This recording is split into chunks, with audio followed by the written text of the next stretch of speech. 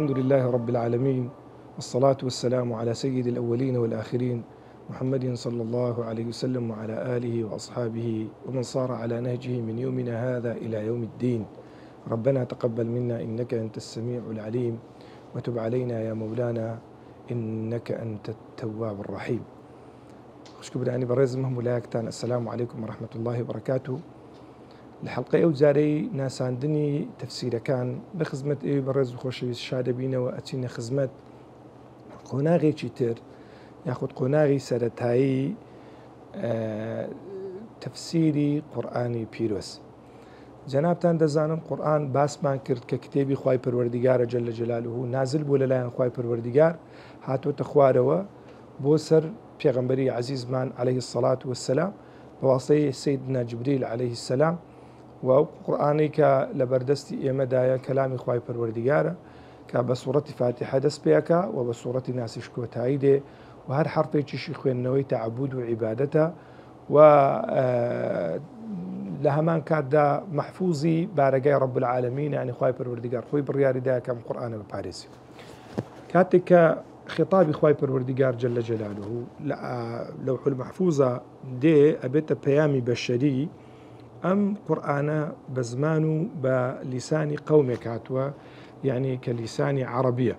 زانك أو قوم بمعنى قومية العناء، بمعنى أو كبيدة وتر قومية عربي وقومية تركي، بمعنانا بمعنى لساني عربي. حتما كاتك كتاب ديت أخواري دي بزمانة شو بيت أخواري دي بلسانة شو بيت أخواري چونك لو مروفيا دي مروفا كان تيبغن كاتك كدي بياساي لساني عربي دي أو ياساي لساني عربي وزماني عربي كلمات كان طبيعتي أنوايا بديك كوتن يعني قران كاري هي وجياوازي هي كلمة كان لتماشاكي وشا هي بس زور معنا بكاذي وشا هي لفظ يكا معناي زورن هي معناي زورن لفظ يكا لها ما كادا وشا هي قشتيه بلام معناي تشي كيلي ورا جيري وشا هي تايبتا بلام معناي تشي قشتيلي ورا جيري كوات امشي وزي زمان وايكر ويكاتك أو قرآن الديل أبو بيغمبري خواه صلى الله تعالى عليه وسلم بيغمبري خواه لخلال 23 صالة أو قرآني ورقري كي استقبالي قرآني أكا خلال 23 صالة بيغمبري خواه صلى الله عليه وسلم أواني دورو بشتي أون هم لكم ملقاي مكة وهم لكم ملقاي مدينة لخدمة بيغمبرنا عليه الصلاة والسلام كم قرآن دي تخواري أم قرآن اللي هندنات تخواري وشما بس أنا جنا من دار بيبي وقت خو كذا سون قرآن اللي بشتري جنا دادنا يعني العانة بس أنا لتازيا بخوين لو هندنا رداية ببيتا ياساو ريرو قان دياري كري ريروي حياة قانوني جيان ببيتا دستوري حياة إنسان دنياي خوي قيامتي خوي بالوردات سياسات وهروا قضاوات مسألة فرهنج وكلتور لسر أساسي خطابه مغزاو مبناو توجهاتي أو قرآني دياري بكاو دابني كاتي كديت خدمة بيغمبري خواه صلى الله تعالى وسلم بيغمبري خواه صلى الله تعالى عليه وسلم وكو يكم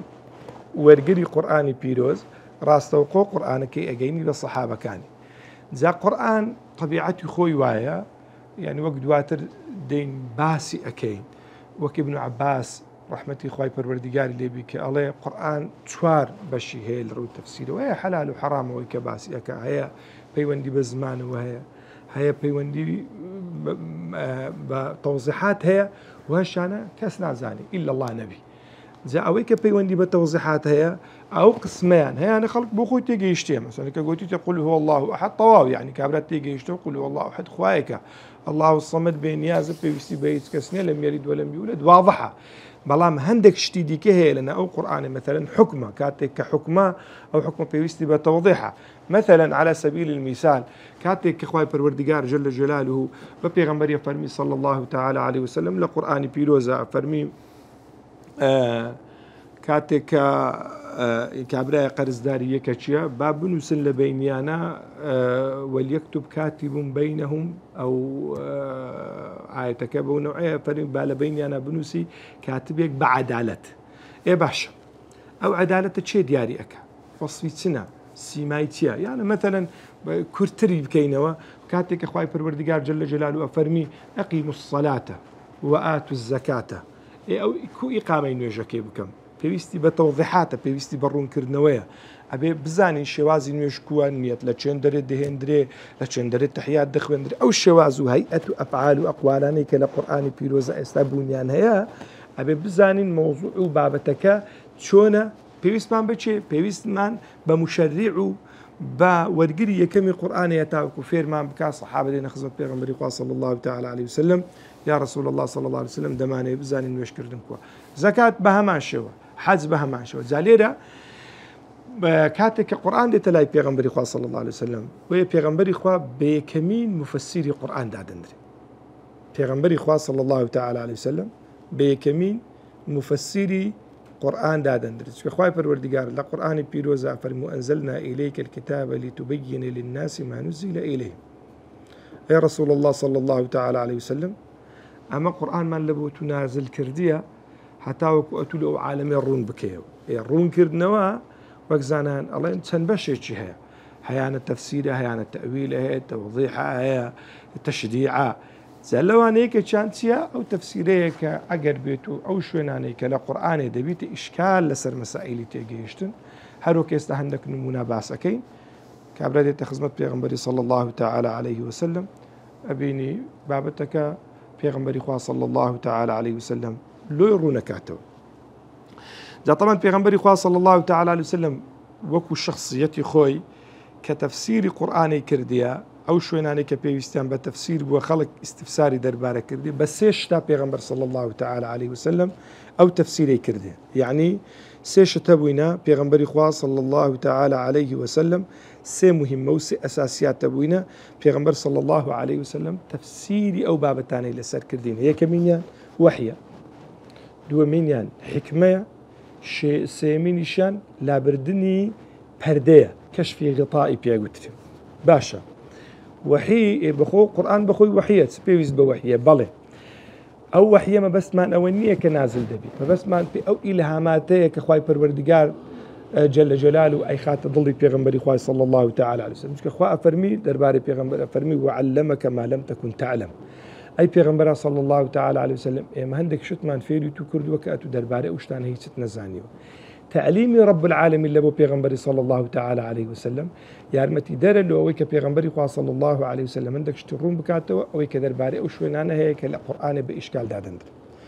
و دووەمینیشان کە یانە کە دەڵێ وما ينطق عن الهوى إن هو إلا وحي يوحى، ئەوەی کە پێغەمبەری خوا صلی الله علیه وسلم دەربارەی بە تایبەتی ئەو شتانەی کە لە غەیبیات و دەربارەی ئەو شتانەی کە داهاتوون تەنەبوئات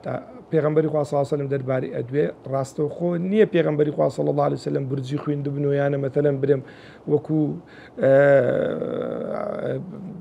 متوقعك توقعی بابەتە چ بکات دەربچی یان دەرنەچی، بەڵکو لەلایەن خوای پەروەردیگارەوە جل جلاله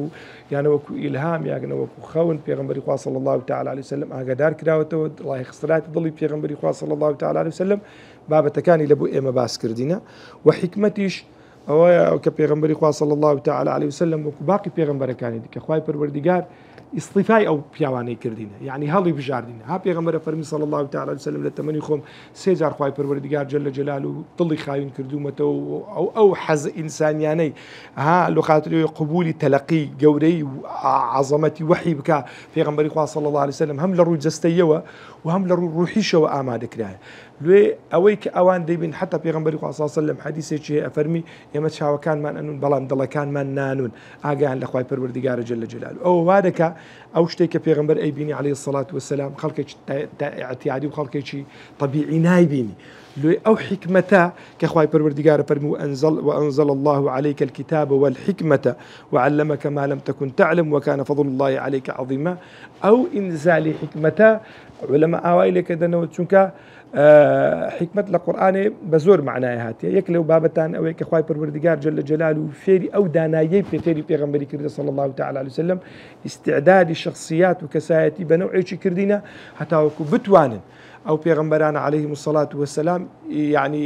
بە تەحەممول و یاخود ئەدای بابەتێکی بکەن کە خەڵکێکی ئیعتیادی ناتوانێت تەحەممول و ئەدای بکەن. سێمینیشان ئەوەی کە کەشفی ئیلاهیە كشفی غطاء لەلایەن خوای پەروەردگار تەماشاکەی خوای پەروەردگار پێغەمبەری داوت کردێ لە بۆ ئاسمانی لە ئیسرا و میعراجە ئەبینی هەندێک شتی بینیە لقد رأى من آيات ربه الكبرى يعني تماشيك پیغمبری خوا صلى الله تعالى عليه وسلم اويك بینیتی لە آيات لقوري ولا ده الصلاة وقدرة رب العالمين كسي ديكي طبيعي نيبينيو فكان قاب قوسين أو أدنى يعني تصور بك لبين خوي خواي پروردگارة تصويري بابتك قاب قوسين بقدر يعني ها قوسك تماشيك يعني ياخذ كم تريش لو اندي لبيني او خواي پروردگار هبو جل جلاله كوات الليره ابي بزاني كبيغمبري خوا صلى الله تعالى عليه وسلم خصوصيته تايبتي هي لو كاتك عندك قصه كان طبيعيين لو ايش عندك حكم تايبت بو بيغمبري عليه الصلاه والسلام هل عندك حكم ابو تابت بو بيغمبري بيشم عليه الصلاه والسلام كوات الليره بيغمبري خوا صلى الله تعالى عليه وسلم بس ياخذ بقوي اوسع اساسيات هذه كسايتي بيغمبري ابو عليه الصلاه والسلام بيغمبري خوا صلى الله تعالى عليه وسلم تفسيري او دقاني كردي كبيستان بتفسير بو جاء تفسيرات پیغمبري خوي صلى الله تعالى عليه وسلم لتنشت شي خويا نبي انما وكو مرجعي اساسي لبو قران بيروز پیغمبري خوي صلى الله تعالى عليه وسلم كتفسيري كرديه بيان حاصله بتن ريش مثلا يك لو انا جاري وهب بياني شتي مجملي كرديه يعني شتا كبو بختيات يا پیغمبري خوي صلى الله تعالى عليه وسلم تفصيلي كرديه وش باسم كرد لبدايته مثلا بنمونه مقدار زكاه شوازي نويج شوازي حج خوي پروردگار جل جلاله كفرموتي اقيموا الصلاه واتوا الزكاه باشا شلون يعمل انوجبكم لو حضرت جبرائيل هاتي پیغمبري فير كردي عليه الصلاه والسلام دوازن ويجي له پیغمبري كردين عليه الصلاه والسلام نوجه كاني پیغمبري خوي صلى الله تعالى عليه وسلم كاتكوا بيش نوجو امامتي لبو كردينا الدن ويجي لبو كردينا عفوا بكن بيش نوجي لبو كردينا حضرت جبرائيل دن نوجكش لبرتسبوا لبروي مثلا يكم جار نوجي لبدايه وقت لو كرديا وهرو او جار نوجي شي لنهايه وقت لو كرديا فرميتي بيني او دو وقت انا مثلا نوجي نوراني لبدايه روجه نوجي لو كرديا لنهايه شي روجه باشتر نوجي لبو كرديا امامتي لو كرديا فرميتي بيني او سرتا او نهايه او بيني نوجه كان فيري كرديا تشوني نوجه كان كا پیغمبري خوا صلى الله عليه وسلم فرميتي صلوا كما رايتموني اصلي شلون بيني امن نوجم اكر انقو بهمان شوا نوجب كلو لبروي تلقيه پیغمبرش عليه الصلاه والسلام وكو شخص ناتوان اشتكان بخوي ابداع بك لبروي بابته كان عبادته ان اتبع الا ما يوحى پیغمبري خوا صلى الله تعالى عليه وسلم شوين تاكي ما يوحى الي اويك وحيده لبو پیغمبري خوا صلى الله تعالى عليه وسلم پیغمبري خوا صلى الله عليه وسلم مطيعي وحيا لو او تشتاني كدي كشي كردك وكو اجتهادات پیغمبري صلى الله عليه وسلم لسر راي وكساني كبيانو پیغمبري اجتهاداتي هي هل لصمني دقه كان بوا لخارجي دقه كان وحين بوا يعني مثلا عندك جار تفسيري پیغمبري خوا صلى الله تعالى عليه وسلم توضيح بوا لبو تشتكي اشكالي هي مثلا صحابي پیغمبري هبو صلى الله تعالى عليه وسلم بتابتي وآياتك هاتي تخواري خواي پروردگار فرموتي وكلوا وشربوا حتى يتبين لكم خيط الأبيض من الخيط الأسود من الخيط الأسود من الفجر كاتك خواي پروردگار پیغمبري فرمو يا رسول الله صلى الله عليه وسلم پیغمبري كلوا وشربوا حتى يتبين لكم حتى وكلوا تارون بتوتي كاتك فجر الصادق وفجر كاذب تاع لبرو نبيتو الصحابه كان بيغمبري خوي صلى الله تعالى عليه وسلم شلون تيجي يشتبون الصحابه كان بيغمبري خوي صلى الله تعالى عليه وسلم واتيجي يشتبون صحابه واتيا دو باتشلا اوي خو بستين لبيخو تاوري كردي هتا كله وديارك يشبتك سبيت شبت شرشه كاتك بيغمبري خوي صلى الله تعالى عليه وسلم او ازاني فرمي فيري أكا توضيح أكا بزانا ليرة بيغمبري صلى الله عليه وسلم رولي هي لتفسيري أو آيته أفرمي لا بل هو سواد الليل وبياض النهار أو النية كأتو تيجي يشتي حتى وكبتك تشسبي وبتك رشت لبو وديار بكوي نخير بو شوازينيا دادي تشيا أبي بزاني بابتك بيوندي بموضوعي تشي ديك وهي كتاريكاي شو روناكاي روشا كوات الليرة بيغمبري خوا صلى الله تعالى عليه وسلم وكو مفسر الرول جيري أهم زان أو آية لبرو إشكال هي لموضوعك جا زوري شندق كان ديكا كخلق إشكالات يوات تخصد بيغمبري خوا صلى الله تعالى عليه وسلم بيغمبري خوا صلى الله عليه وسلم لبوي راس كردين توا زاري وهي رول بيغمبري خوا صلى الله عليه وسلم لتفسيرها وكو تفسير تخصيصي عام يقوى يعني بابتك كاتك هاتيا خەڵک بەعام لەو شەکەی تێگەیشتینە بەڵام پێغەمبەری خوا صلی الله تعالی علیه وسلم کاتێک کە تەفسیری کردیە لە بۆی تەفسیر کردینە وشەکەی جێراونەتەوە سەر حەقیقەتی معنایەکەی و هەروەها گەڕانیتیەوە سەر واقعەکەی لۆخاتر ئەوەی بە هەڵە لە بابەتەکەی تێنەگەن مثلا ئەو کاتێک ئەو ئاەت هاتە خواری الذين آمنوا ولم يلبسوا إيمانهم بظلم باشا يعني صحابة تيجي بون أو ظلم ليرة بمعنى يعني هر ظلمك كإنسان بيكا وكو مثلا تعدى كردن لحق غير تعدى كردن لما في خوت أو يك ظلم برامبر نفسه برامبر خودي خوت كاتك دين طبعا زور لسريان قرصبي باشا شيء أو إيماني باريزري كدين خزمة بيغمبري خواه صلى الله تعالى عليه وسلم بيغمبري خواه صلى الله عليه وسلم لو يان رونكاتو تفسيري بابا كان لو أكا فرموتي بيغمبري خواه صلى الله عليه وسلم ليس كما تقولون أوانية وكو أو قوتيتون أيوة تيجيشتون أولم تسمعوا إلى قول لقمان لابنه يا بني لا تشرك بالله إن الشرك لظلم عظيم فرموتي لي لا جوتان لنبوة بزان التفسير القرآني بقرآنك بيغمبري خواه صلى الله تعالى عليه وسلم جوتان لنبوة كاتك لقمان نصحتي كل خويا كرول الجان شرك لبو خواي پروردگار پیدا مکه لبروي شرك کردن ستميچ گوره كواتم بس بيليره اوانه ك ايمانك انت كلاو بشرك نكردوا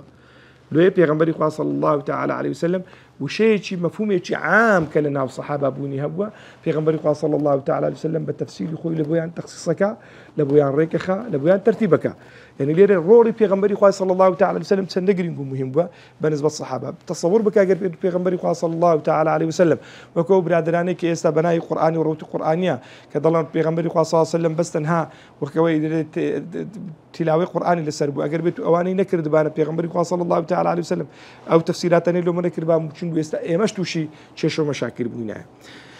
ياخذ تماشاكي زور زاري وهبوا رولي پیغمبري خوا صلى الله عليه وسلم للتفسير شتيك هبوا بمطلقياتيا پیغمبري خوا صلى الله تعالى عليه وسلم دوات التفسير كي بيغوتين بابا او بابا تبونو اي ورناجري لسر اطلاقي كي دشتكي بركو ابي تقيير بكري مثلا خواي پروردگار جل جلاله كاتك افرمي والسارق والسارقه فقطعوا ايديهما يا باشا فرمي دستي عم ببرن دستي لشيري ببرن بخو ضل للغه العربيه داري باعوا ذراع يد دسته باع يعني تويستات ما شك بس باعوا ذراع يد بهماش والدسته تو قربتو يعني تايرش قربتو ببردرابا كزراعك مثلا دبواب ببردرابا هم بدس حسابك ليل الرو لغه ملام لو خاطري خلق لمطلقه كي تينقا لمطلقيات بيغمبري صلى الله تعالى عليه وسلم بعملي بفعلي لبو يارون كاتو بوي كوا ابي دستي دزي اقربيتو لقانون الجنائي ببردري دبيتا وكوكوعي ببردري وشو عزك الشام فيركا شون بقاضي لمحكمه ام حكمه تطبيق بك كوات الليله بيغمبري صلى الله تعالى عليه وسلم رويك جار قوري بينيو جاري وهابو بفعلي بيغمبري صلى الله تعالى عليه وسلم تفسير القرآن كرديا هذا ويه كاتك حضرتي عائشة رضا ورحمة خوي پروردگاري لبي شو كامت ما شبكين بيغمبري صلى الله عليه وسلم كاتك تفسير القرآن بيرو زكاة تفسير كي بيت بدوبش تفسير هي لفظية أو هيك باس كراية تفسير هي تفسير عملية وكويدا عائشة رضا ورحمة خوي پروردگاري لبي كالي برسن أخلاقي بيغمبري خوي كوبا صلى الله عليه وسلم فرمي كان خلقه القرآن بيغمبري خوي صلى الله عليه وسلم القرآن عملي وكرديب وبرقا والروشتي كوات اللي ده أبي بزانين بيغمبري خواه صلى الله عليه وسلم رولي مفسيري جراوة بلام لبر قوي اما التفسير واي تيجي شتوين زهدك بشري يعني انسانيه لباشي بيغمبري صلى الله عليه وسلم بو هي بيغمبر ما بتشريع حساب كرديا باب تكمل لجانب التفسير بردي تدري زالو خلاف بين الزانيان آية بيغمبري خواه صلى الله عليه وسلم تم قرآني تفسير كرديا آية هم قرآني تفسير كرديا يعني بشا قرآني تفسير كرديا شيء او موضوعه اختلاف زانان لسر طبعا وقت تاز باسم كل برا زانم تفسير القرآن لسردين بيغمبري صلى الله تعالى وسلم دو جور بوا تفسير ابو تفسير قولي بوا